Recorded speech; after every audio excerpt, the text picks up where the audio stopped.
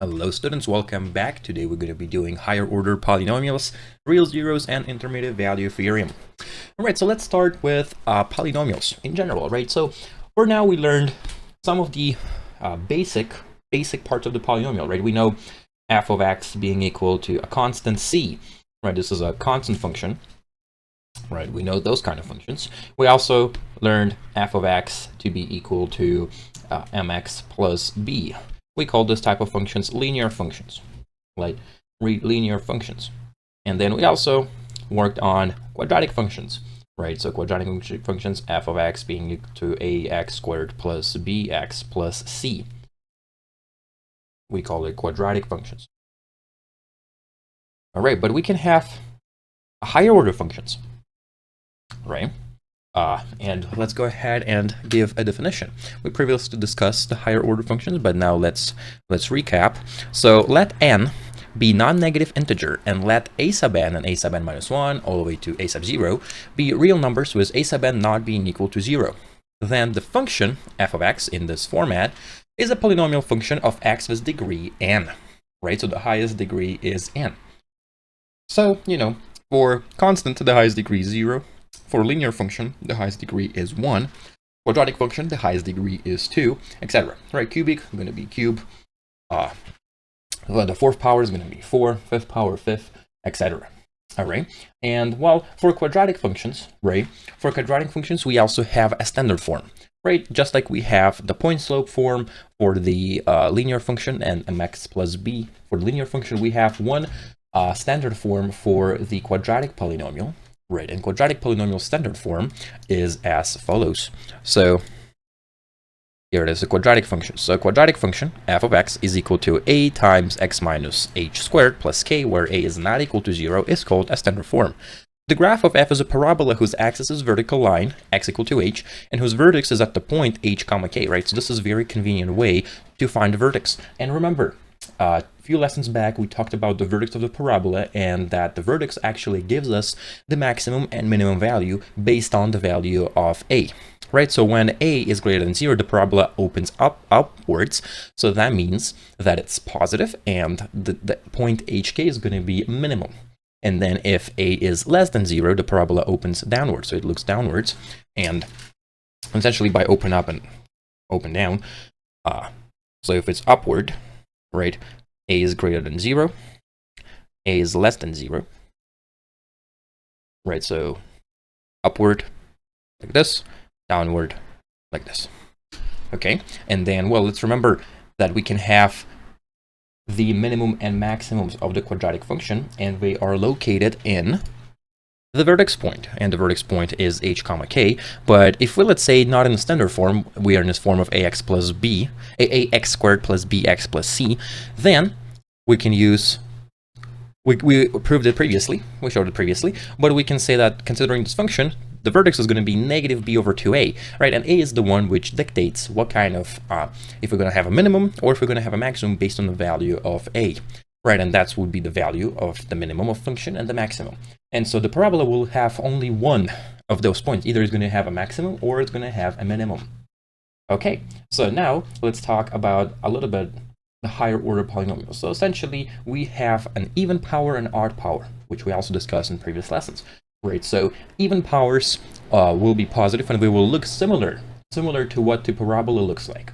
Right, and similar to our process. So for example, right, if we take a look at x to the power of 4, and of course you can feel free to play with Desmos functions, right, and you can write them up and take a look at them. But here would be an example of x squared, right? This is the x squared. So x to the 4th is essentially now closer to the x-axis. So for example, x to the 10, right, x to the 10 would be something like this, right? It would be laying on the axis, and only then it would be approaching, so it would be further extended all the way here, and then would be a sharper turn, right, passing through 1 1, right? So the higher we go in power, the closer we're approaching 1, right? But we still have to go through a point 1 1, because all of the graphs x to the power will have to cross at the point 1 1, right? There's going to be a steeper and steeper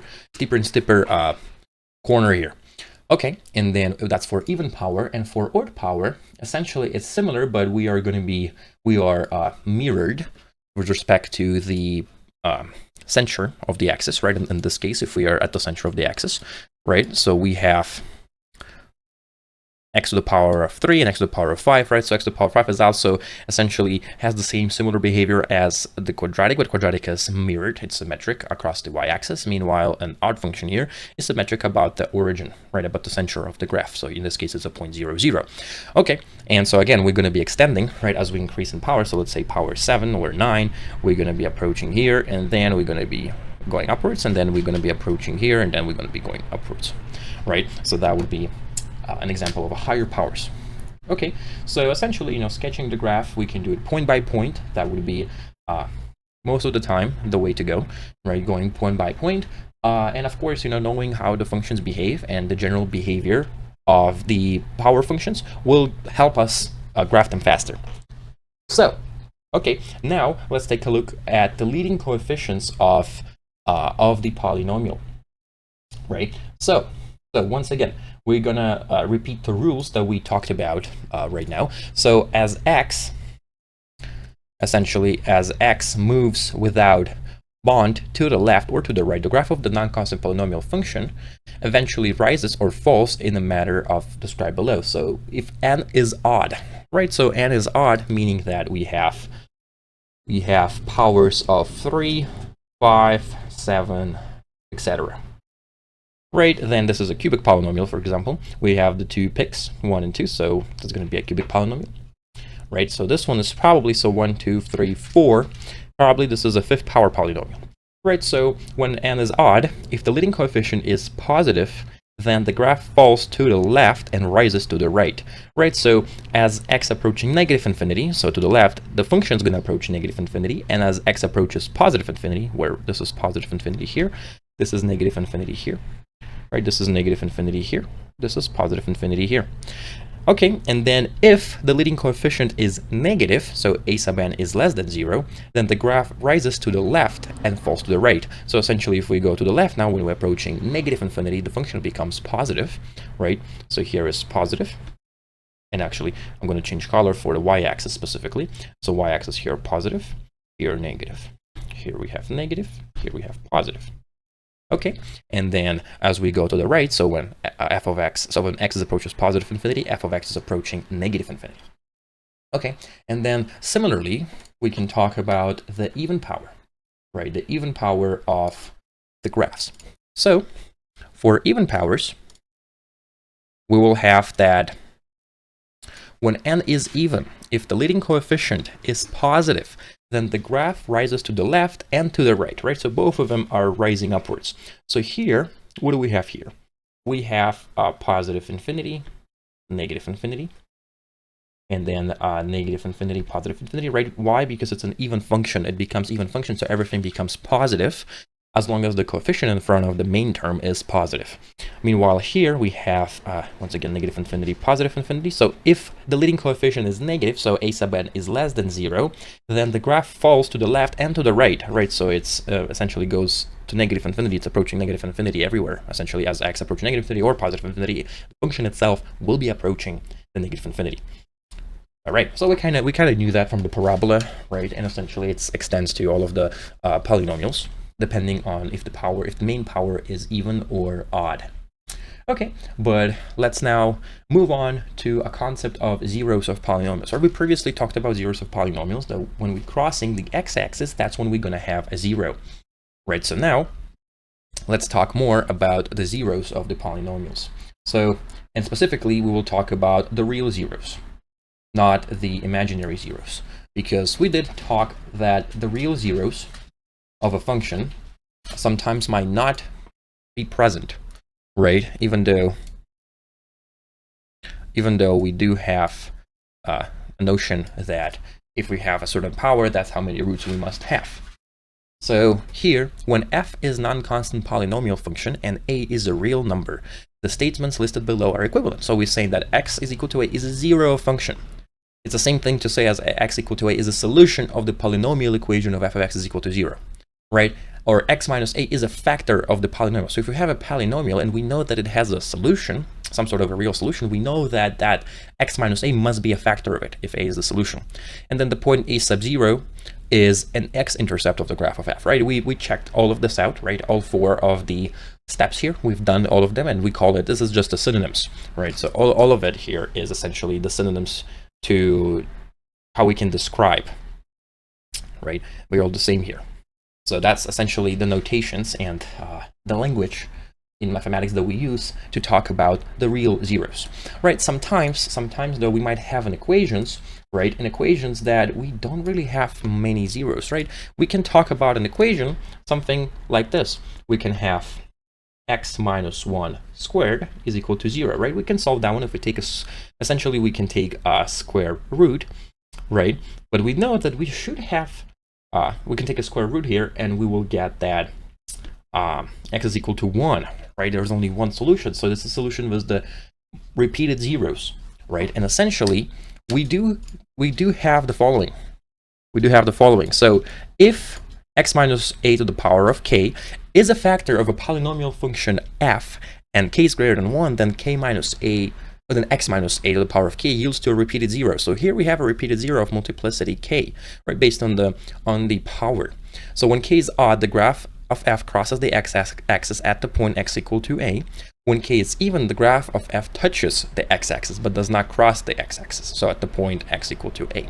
So in this case, the difference is that, you know, when we're talking about a square function, so -1, so let's say this is 1, right? This is 0, this is 1, so this is a parabola, but that parabola is going to be just touching that point, right? It's not going to fully cross the x-axis, right? Meanwhile, if it was cubic, we were exactly crossing it, right? So a difference, for example, if we did x minus 1 cube, right, we would have again 1 here. Here is a 0, so our graph here would be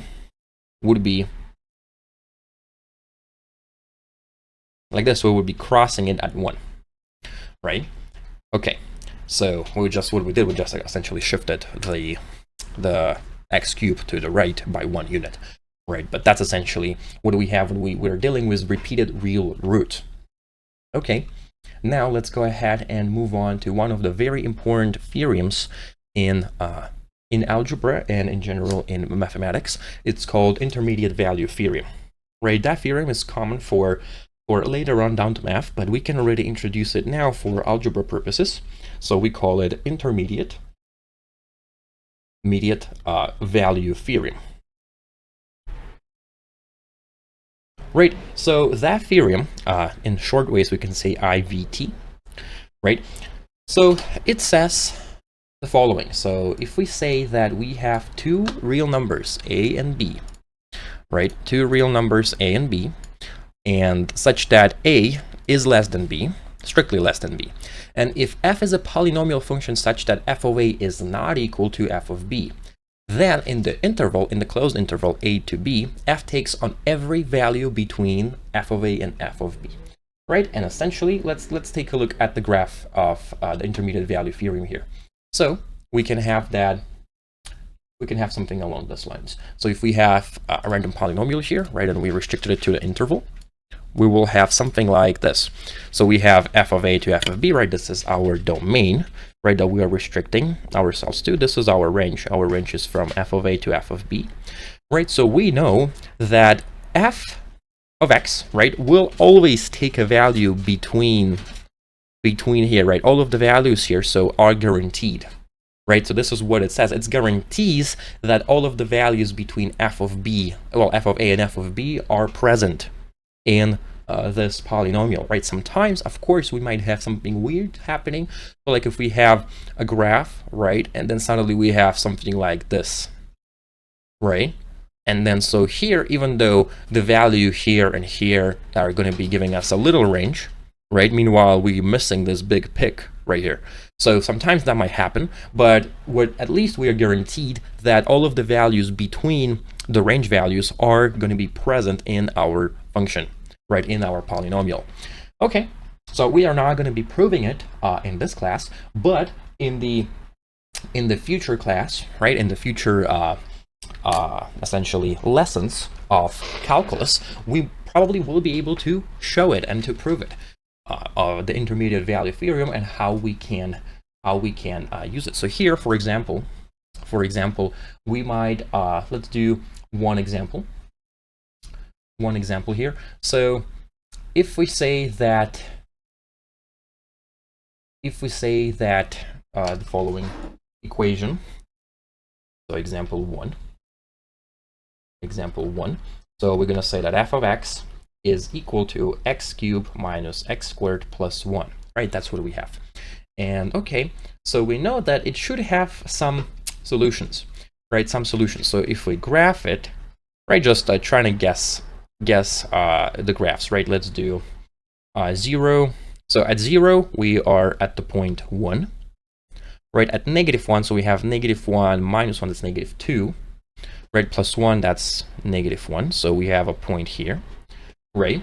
And then, so we know that we're going to be crossing it somewhere here. So we are going like this. And then at 1, so 1, 1, we have just 1, right? So we're going like this, and then it's going to be going like this. This one's going to go straight down. Okay, so we know that we are crossing it somewhere, but can we find a solution? Not really. This is not factorable. This is a difficult point here to deal with. But can we, if let's say we might have a very long polynomial, but what can we say?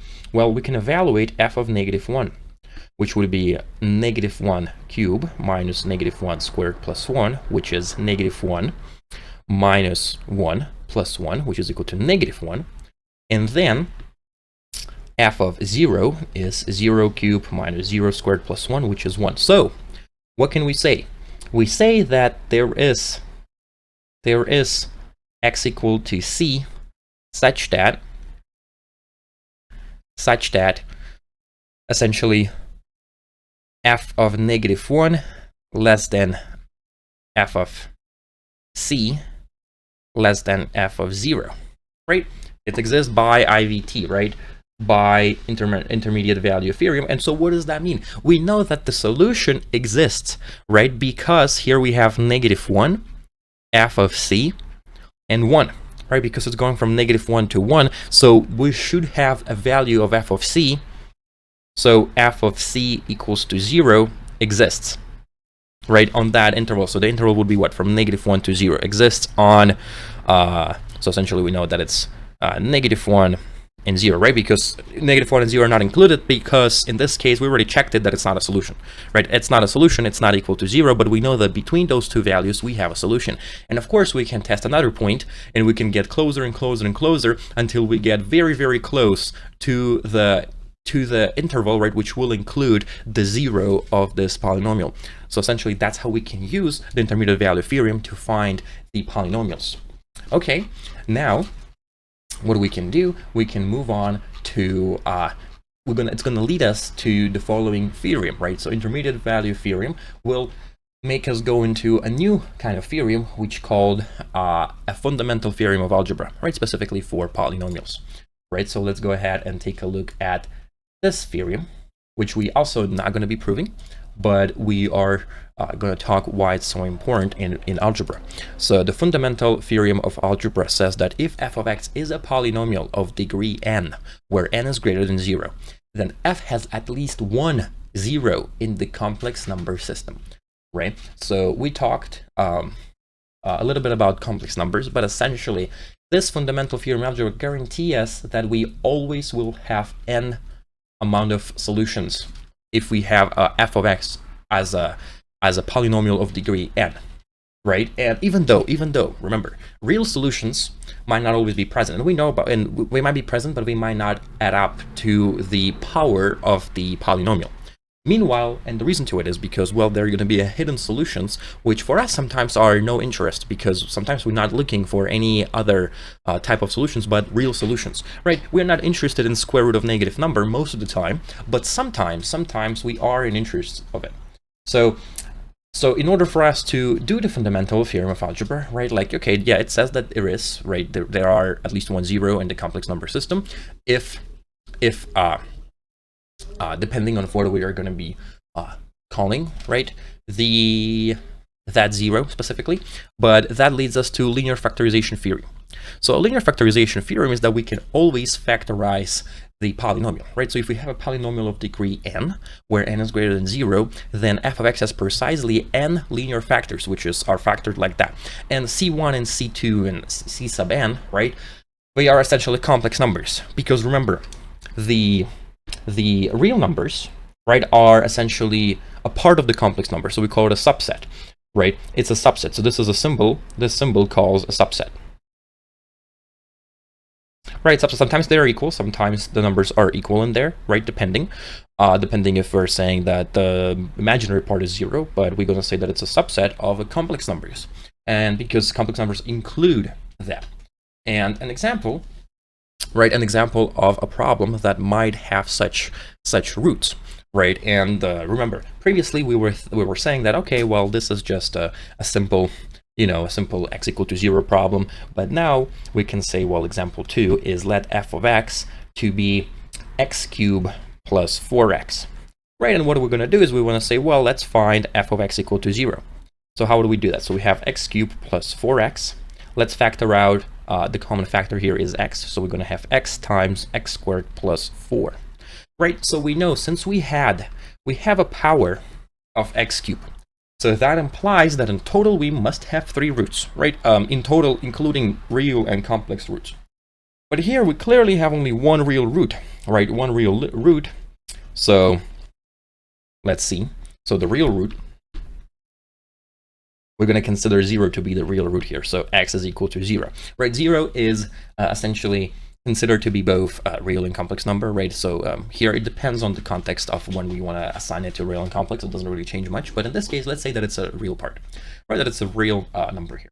So okay, and then, well, how about then the rest of it? So we have x squared plus 4. X squared plus 4 is equal to 0. So if we recall the complex numbers, we can factor it out, and we would factoring it out as x minus 2i times x plus 2i, where I is equal to square root of -1, right? That's what we were agreeing on. So that is equal to 0. So we have complex roots, right? Complex roots. And essentially here is specifically imaginary roots. So we're going to have, so this is x1, so our x2 is equal to 2i, x3 is equal to -2i. So how many roots do we have in total? We have 3 roots, right? And if we consider both real and complex numbers, we can have, we're going to have 3 roots. Okay, so we can also do, if let's say we are dealing with rational 0 tests, right? Well, let's say we're dealing with a rational number sometimes. So let's go ahead and think about the following rational number tests. So we call it the rational 0 test in algebra. So it's also help us to find the roots of the polynomials. So rational 0 test. We will have that, well, if the polynomial, right, if the polynomial in our usual format of a polynomial, so f of x is equal to a sub n x to the n, etc., has an integer coefficient, then every rational 0f has the form of the rational 0, right? Because rational means that we can think of it as a fraction. So it would be p over q, where p and q have no common factors other than 1. P is a factor of the constant term a sub 0, and q is a factor of the leading coefficient of a sub n. Okay, so let's take a look at a simple example. Right, simple example of such problem. Let's say that, okay, well, x, so f of x, I'm going to say example 3. So f of x is equal to x cubed plus x minus 1. Right, so a cubic polynomial.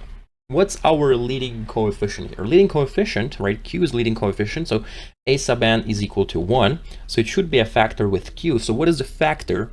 The factor of 1 here. The factor of 1 is 1. So our q must be 1. Okay, that's one of the possibilities.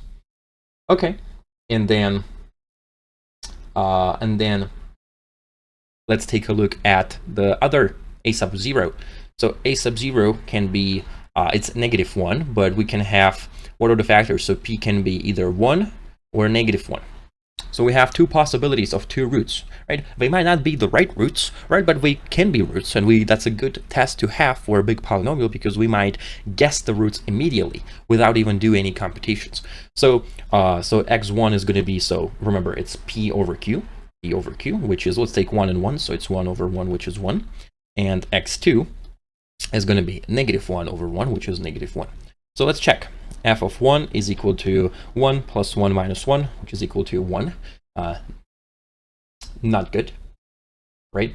Not a good solution. So, and then we can have f of -1. So for the -1, we'll have -1 minus 1 minus 1, which is equal to -3. So neither of them are the good solutions, right? So that means we do not have any rational zeros, right? So we can say, well, no rational zeros. But sometimes we might be lucky enough to actually get some, right? Get some zeros just by doing that. Okay, and of course, we are also want to say that the complex roots, right, they always come in pair. Right, you probably noticed that we can't just get a one complex root, we're going to get a pair. So 2y, and we're going to have a conjugate, right? Remember, this is a conjugate roots.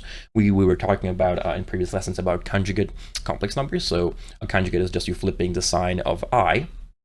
So the complex numbers always come in pairs, right? So we're never going to be just alone. So essentially, if f is a polynomial function that has real coefficients, and if a plus bi, where b is not 0, is a 0 of the function, then the conjugate of that number, a minus bi, is also a 0 of the function, right? So that's how we deal with it. For example, right, as an example, we can take example 4. So x squared plus 1 is equal to 0. So we know we're going to have that x squared is equal to -1, so x is equal to plus or minus, which is a principal root, right, of -1, so that is plus or minus I. So we have two solutions. x1 is equal to I, x2 is equal to -I. Okay, right, once again, they came in a pair, right? They always come in pairs. So here we have I and -I, which is a pair of conjugate complex numbers. Okay, and we, of course, if we increase the powers, we're still going to be able to factor it and get the complex conjugates. And of course, we can always, essentially by the fundamental theorem of algebra and by linearization theorem, we can always say that every polynomial, right, essentially every polynomial of degree n greater than 0 with real coefficients can be written as a product of linear and quadratic factors with real coefficients, where the quadratic factors have no real zero solutions, right? That means that, those quadratic factors are going to be complex, right? When we solve for the zeros of those quadratic factors, they're going to become complex. Okay, and in order for us to actually be able to work it out, in the next lesson we will be having some of the examples of such polynomials more in depth, because we are going to learn about synthetic division. So synthetic division will help us divide very difficult polynomials, and we will be able to divide the polynomials and break them up and factor out, such that we can actually see what kind of roots we might have. Meanwhile, we can also talk about one more interesting rule for the tests for 0 of the polynomials, and we would call it Descartes rule, right? So let me write it down. So Descartes' rule of signs. Rule of signs. Okay, and so essentially, it's once again deals with our favorite polynomials here, and it says that let f of x to be a sub n, x to the n, all the way to a sub naught, be a polynomial with real coefficients, and a sub 0 is not equal to 0. So then the number of positive real zeros of f is either equal to the number of variations in sign of f of x or less than that number by an even integer. And then the number of negative real zeros of f is either equal to the number of variations in the sign of f negative x or less than the number by an even integer. Okay, so essentially, we would have the following, right? Let's take a look at an example, example 5. So if we have f of x to be equal to x cubed minus 3x plus 2, right? So if we take a look, so x, how the signs can change here. So here we can have plus minus, right? If we change here, we can have plus minus as well, right? Why we can have here, so plus minus, because it's an odd function, so plus minus. Right here we can have here is just going to be plus, right? So how many variations we have? We have 1, 2 variations in sign. So it has either 2 positive or no positive real zeros. So if we can factor out, and we actually can, we can factor this out as, so we can have either 2 variations or no variations, right? Essentially, or no positive real zeros. But here we can factor out as x minus 1 squared times x plus 2, right? So here we have a repeated root, right? So it's x minus 1 times x minus 1, which is just gives us the 2 solutions, 2 real solutions, right? Which is x1 is equal to 1. And with multiplicity 2, right? It has 2 multiplicity because of the square, and x is equal to negative 2, right? So we have 2 positive, well, I mean, 1 positive real zero, essentially, with multiplicity 2, and 1 negative real zero. So, okay, but that's essentially how we can use this rule of signs to actually being able to tell how many roots, or if we do have variations or we do not have variations. And then we can guesstimate how many roots we might be able to have, right, at most. So that is a useful rule to have in mind. Okay, but we can also, let's go ahead and talk about some of the properties of bounding the f of x, right? Because we know how it can approach infinity and negative infinity, and when we approach different x's. Now let's talk about some of the rules if we want to have if we want to bound our polynomial, right? So let's go ahead and talk about upper and lower bound. Upper and lower bound. So for upper and lower bound, we will have the following. So let f of x be a polynomial with real coefficients, just like always, and a positive leading coefficient, right? This is important. We're talking about a positive leading coefficient. So divide f of x by x minus c using the syntactic division, right? So we are going to do that syntactic division next time, but right now we're just going to slightly talk about it, and we're going to come back to this upper and lower bound next time. So if c is greater and each number in the last row is either positive or 0, then c is an upper bound for the real zeros. And if c is less than 0 and the numbers in the last row are alternatively positive and negative, so 0 entries count as positive and negative, then the lower bound for the real zeros of f. So c is the real the lower bound and upper bound, right? And essentially that is useful part for the polynomials. It allows us to find actual. So we can use the Descartes rule, right, to know how many real solutions we might have. And after we divide by using the syntactic division, we will be able to tell what is our lower and upper bound, right? So that's going to be in the next lesson. After this, we're gonna start the syntactic division, and we're gonna talk about the syntactic division and some division algorithms to be able to simplify big polynomials. And then we're gonna continue with lower and upper bound. And perfect. And we will talk slightly about, we'll touch on rational functions and asymptotes, right? Because syntactic division will lead us towards the rational functions. Perfect. So thank you guys, and I'll see you all next time.